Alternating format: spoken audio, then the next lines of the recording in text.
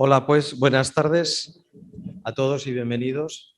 Soy Miguel Ángel Lasarte, el hermano mayor de la Cofradía de la Eucaristía, que vamos a hacer hoy la ponencia. Me conocéis casi todos y os robo solamente un minuto para presentaros al primer ponente, que nosotros vamos a cambiar el orden. Primero va a hablar nuestro conciliario, el padre Jorge, para explicarnos un poquito el tema pastoral de la Eucaristía en este caso. Y después Enrique Martínez, a quien todos creo que conocéis también, nos va a hablar pues, bueno, de nuestro patrimonio tanto humano como de seres. Y es quien ha escrito casi más artículos que nadie de la cofradía y quien más conocimiento posee en este momento ya digo, por lo que ha escrito y por lo que tiene de fotos y de todo. Como digo, no os quiero quitar más tiempo, os dejo con el padre Jorge. Andrés.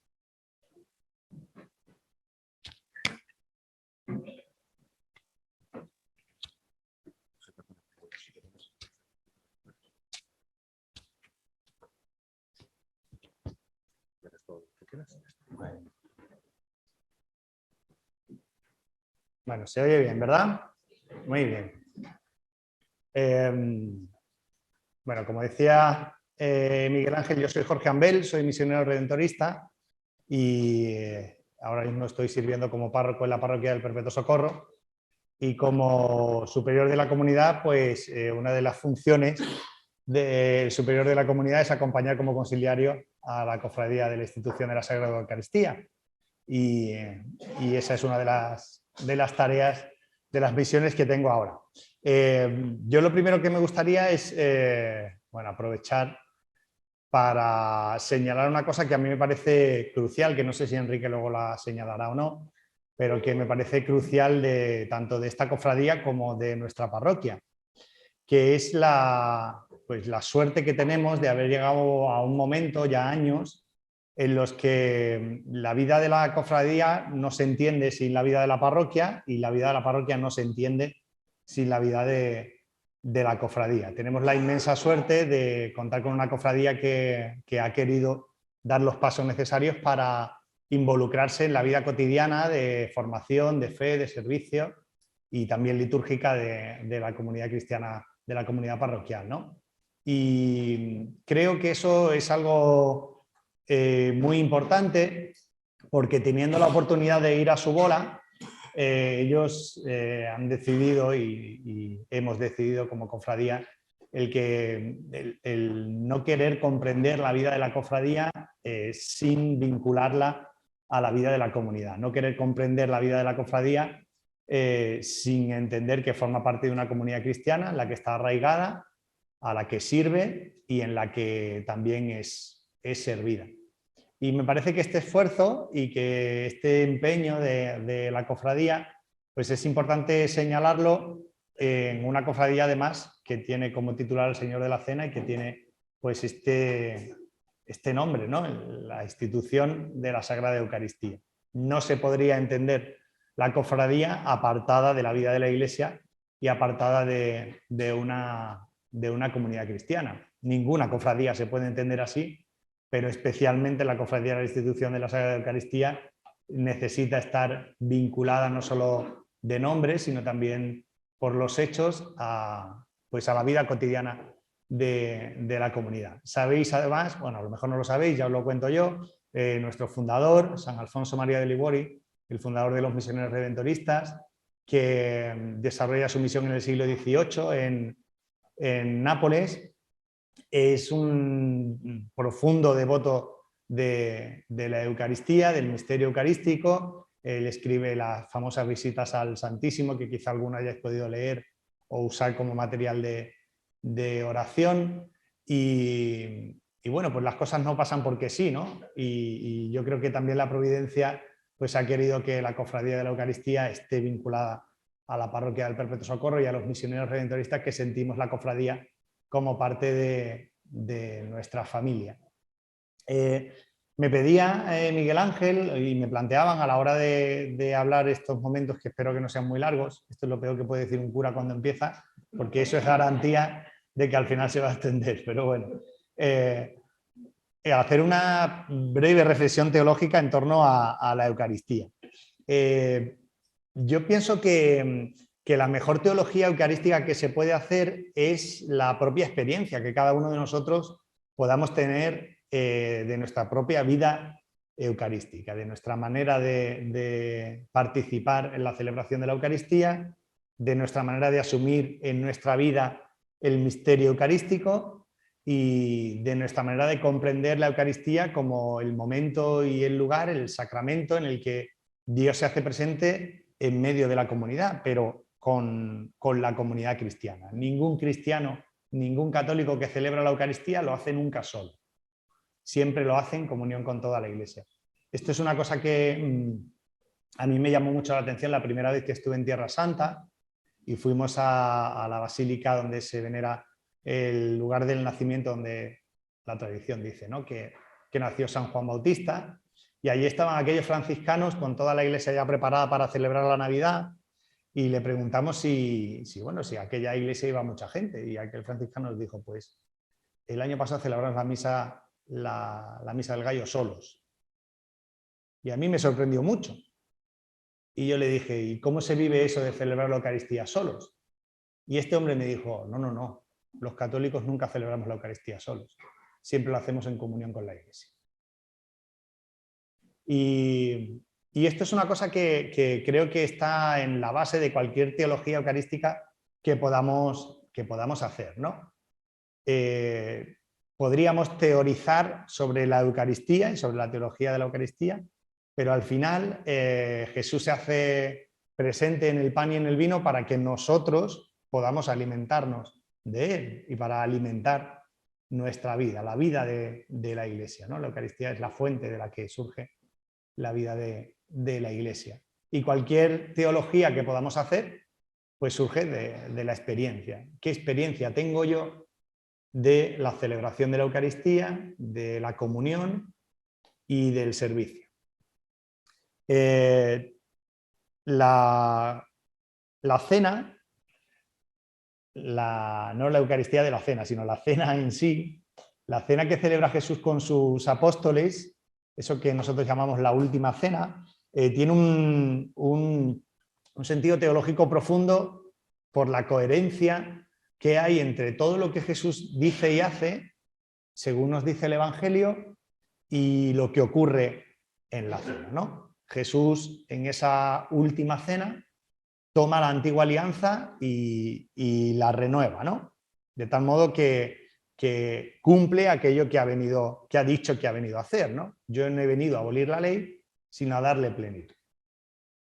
Jesús, cuando contempla que se acerca el momento definitivo, decide tener este momento de encuentro y de intimidad con sus apóstoles. Y en este momento de encuentro y de intimidad, Jesús revela un misterio que recoge y condensa todo aquello que Jesús había estado haciendo y diciendo durante los 3 años de su vida pública.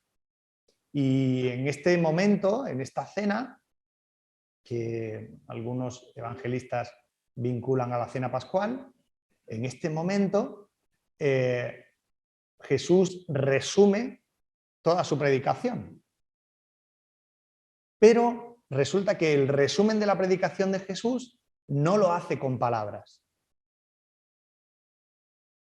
Son los gestos de aquella última cena que la Iglesia conserva y que la Iglesia renueva y que la Iglesia continúa en cada celebración de la Eucaristía. Son los gestos de aquella cena los que hablan, no son tanto las palabras, ¿no? Tenemos vinculada a la Eucaristía a la consagración del pan y el vino, pero no podemos olvidar que en aquella última cena a la entrega del pan y el vino precede el signo del lavatorio de los pies. Cuando Zaragoza ve salir al paso de la cena, lo primero que ve es una jofaina, una toalla y una jarra en el suelo. Y un perro. Una perrica. 2 símbolos, servicio y fidelidad. Sabéis que en la la iconografía clásica, los perros, el perro es el símbolo de la fidelidad, ¿no? Este primer signo, el de Jesús que se agacha y que sirve y que se pone a lavar los pies de los discípulos, es un signo que tiene una potencia visual para los apóstoles tremenda. Porque cuando uno estaba en su casa, la manera de recibir al que llegaba y de honrar al que llegaba era mandar que sus esclavos lavaran los pies de aquella persona. Era una manera de decirle, yo te recibo en mi casa y te honro con este gesto. Pero nunca era el dueño de la casa el que hacía eso, sino que eso era un trabajo de esclavos. Durante toda su vida pública, Jesús ha estado repitiendo una y otra vez que la grandeza del ser humano no está en los puestos, en los títulos, en las varas, sino que la grandeza del ser humano está en la capacidad que el ser humano tiene de servir. Que el que se pone en último lugar está comprendiendo cuál es el lugar más importante. Y para certificar eso, Jesús se agacha a lavar los pies de sus discípulos. Se ciñe en la toalla, se quita el manto, el signo de la dignidad, se ciñe la toalla, el signo del servicio, y se agacha a servir, sorprendiéndoles de manera radical. De hecho, Pedro dice, no. Pedro siempre el primero. En lo bueno y en lo malo, Pedro siempre el primero, ¿no? No, tú no me puedes lavar a mí los pies, ¿no? Pero si no dejas que yo te sirva, no tienes nada que ver conmigo. Si tú no dejas que Dios te sirva, no puedes establecer con Dios una relación. Porque la relación de Dios, la relación que Dios quiere establecer con el ser humano, es una relación de diálogo, no es un monólogo. El Dios que se nos revela en Jesucristo no es el Dios de la zarza, de la nube, que hablaba y que todo el mundo se estremecía y acogía aquello como una presencia. El Dios que se nos revela en Jesucristo es el Dios dialogante, el Dios que establece una relación con el ser humano. Es el Dios que también viene a servir. No he venido a vosotros a ser servido, sino a servir. Toda esta presencia de Dios en Cristo, en Jesús, se certifica de alguna manera, se condensa de alguna manera en ese signo, en ese primer signo eucarístico, el servicio, que no podemos separar, es inseparable, no podemos desvincular de la entrega en el pan y en el vino. Servicio y Eucaristía están vinculados, necesariamente han de vivir en comunión. Decía el Papa Francisco, no son palabras suyas, no sé de quién son, pero son bastante. Yo sé que no son del Papa Francisco porque el día que yo me ordené mi padre me las dijo en la acción de gracias de la ordenación. Y sé que no son de mi padre, o sea que, pero no sé de quién son. Que una iglesia que no sirve para nada. El servicio está vinculado necesariamente a la fuente y a la raíz de la iglesia, ¿no? Y por eso os digo que esa cena es el momento en el que culminan los gestos y se condensa toda la enseñanza de Jesús. Jesús, todo lo que afirma y dice que ha venido a hacer, lo hace en la cena. La cena resume con hechos lo que durante 3 años habían sido las palabras del Señor. Os decía que la cena tiene también un profundo sentido teológico, porque en la cena se renueva la alianza. Jesús da plenitud a la ley. Antes de aquella cena, la responsabilidad del pecado personal se volcaba sobre un cordero. Todos mis pecados yo los vuelco sobre una ofrenda. Y es esa ofrenda la que llevo al templo. Y es esa ofrenda la que en el templo se sacrifica ante Dios para que mis pecados sean perdonados. Para expiar mis culpas, yo tengo la obligación de acercarme al templo y hacer la ofrenda. En la cena, Jesús deja de proyectar sobre otro la responsabilidad personal y asume las consecuencias de lo que dice y de lo que hace, llamándonos a nosotros justamente a hacer eso. Y esto tiene un profundo sentido para la vida del católico hoy. En este mundo en el que nadie tiene la culpa de nada, en el que nadie asume nunca su responsabilidad, en un mundo como el nuestro, en el que siempre hay un tercero culpable de lo que ocurre, en la cena Jesús nos llama a asumir la responsabilidad de lo que somos, decimos y hacemos. Jesús asume las consecuencias de su mensaje y se da por entero. Esto es mi cuerpo, esta es mi sangre, este soy yo. Y yo me entrego a ti para alimentar tu vida, porque eso es lo que he dicho que voy a hacer. Y porque la consecuencia de mi predicación, del anuncio del reino, la consecuencia de mi ser hijo de Dios, es que si yo soy uno con el Padre, no puedo hacer otra cosa diferente a la que el Padre hace. Y el Padre quiere entregarse para que tú tengas vida. Ese es el deseo de Dios. El deseo de Dios no es que utilices a otros para relacionarte con Él. El deseo de Dios es que te relaciones con Él. Y el deseo de Dios es relacionarse contigo, alimentarte, hablarte, servirte, para alimentar en tu corazón esa misma actitud, para que tú entres en comunión con Él, ¿no? En el lavatorio, Jesús nos hace entender que lo que nos dignifica, lo que nos enaltece, es servir. Y nos hace comprender que el sentido del hombre es el servicio, porque en quien está el origen de la humanidad, quien hace que la humanidad exista es un servidor. Jesús nos presenta a Dios sirviendo.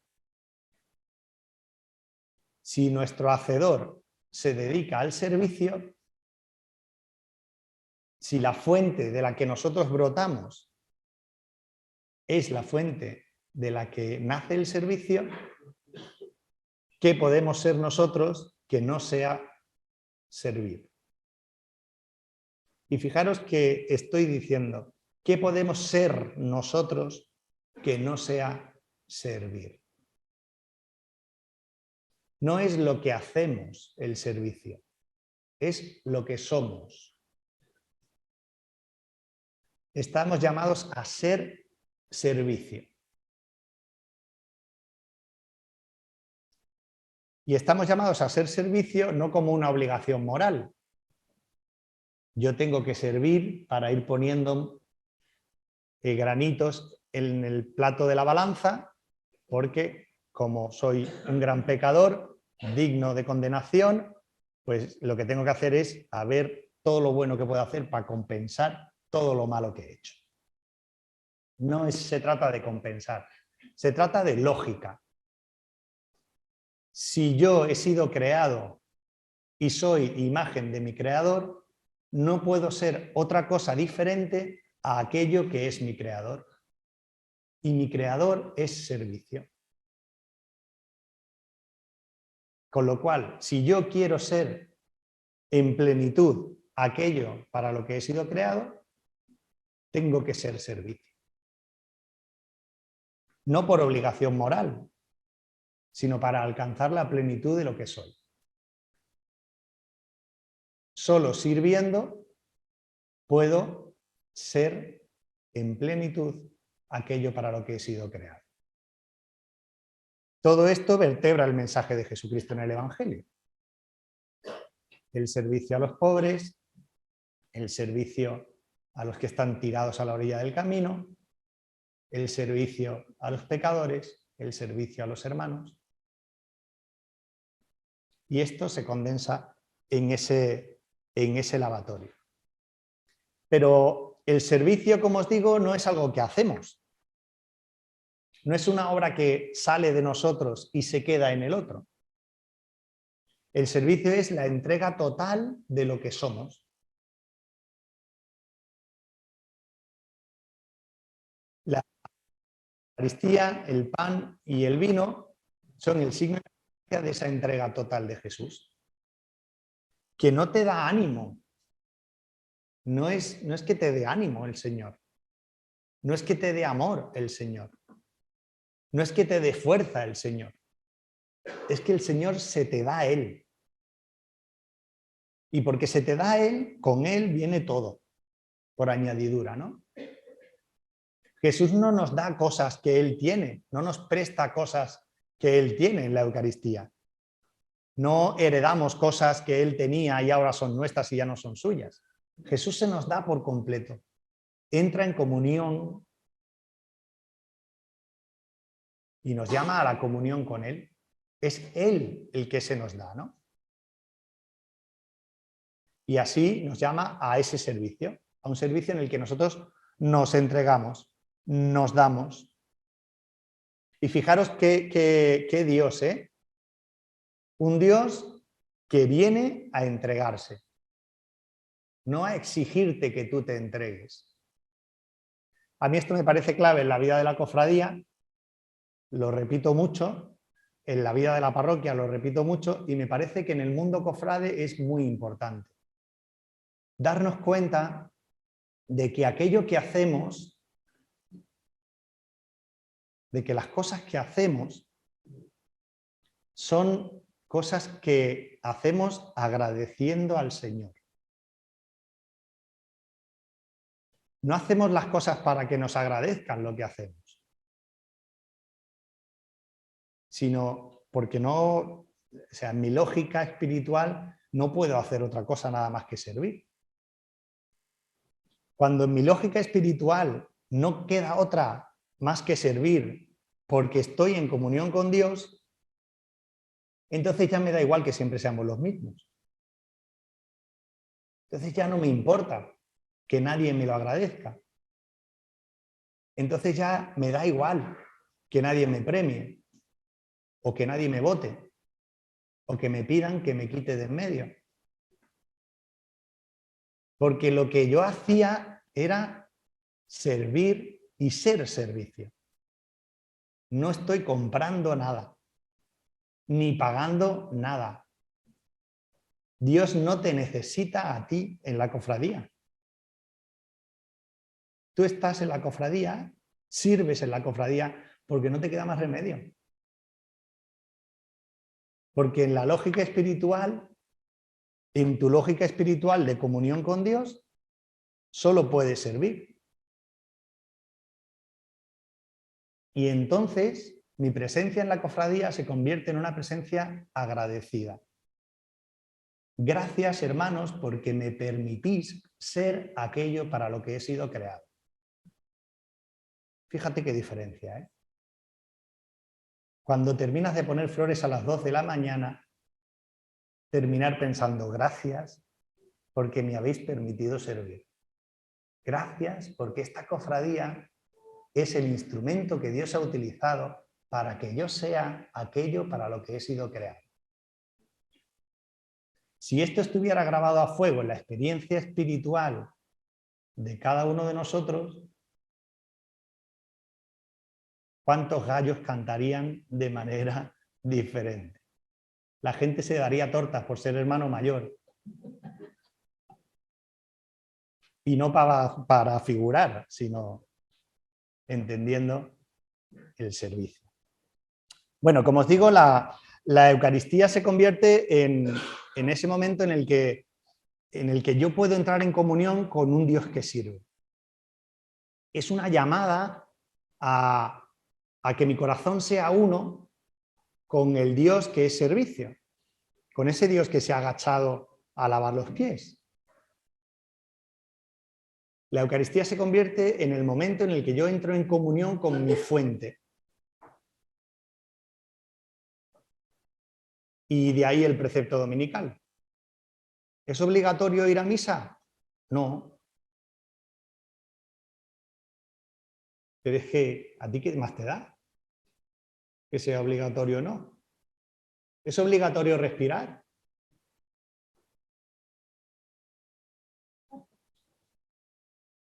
No, si quieres vivir, sí. Pero nadie tiene una pistola puesta en tu frente para que respires, ¿verdad?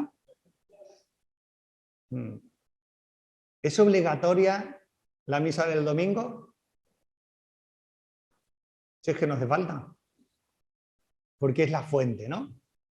Cuando un cristiano, cuando un católico se separa de la Eucaristía, considera que la Eucaristía es un marrón al que tenemos que ir para cumplir con la hermandad de no sé cuantitos, que cumple no sé cuantitos años, y es que hay que ir, pues entonces es que no has entendido nada. La Eucaristía es la fuente de la que surge toda la vida. Es la fuente a la que yo voy a beber para ser aquello para lo que he sido creado. Cuando la Hermandad de la Cena sale a la calle, lo que quiere decir a Zaragoza es: la única manera de ser humano es servir y entregarse. Servir humildemente y entregarse sin medida. En un mundo de postureo, decir servir humildemente, y en un mundo, en una sociedad profundamente consumista, entregarse sin medida. Este es el mensaje de la Cofradía de la Sagrada Eucaristía cuando sale a la calle. Decirle al mundo, decirle al ser humano que si quiere ser humano necesita servir con humildad y entregarse sin medida. Y para eso, eso es lo que sacraliza las imágenes, que si no serían maniquíes de Zara vestidos en función de la moda de Semana Santa. Las imágenes del paso de la cena, como las sagradas imágenes de vuestras cofradías, son sagradas porque son un instrumento para que Dios diga a su pueblo una buena noticia. En el caso de la Hermandad de la Cena, servid con humildad y entregaos sin medida para ser humanos. La lógica del encuentro con la fuente de la vida, la lógica del encuentro con la fuente de la vida es la que nos lleva a la Eucaristía. Y es la que nos envía desde la Eucaristía.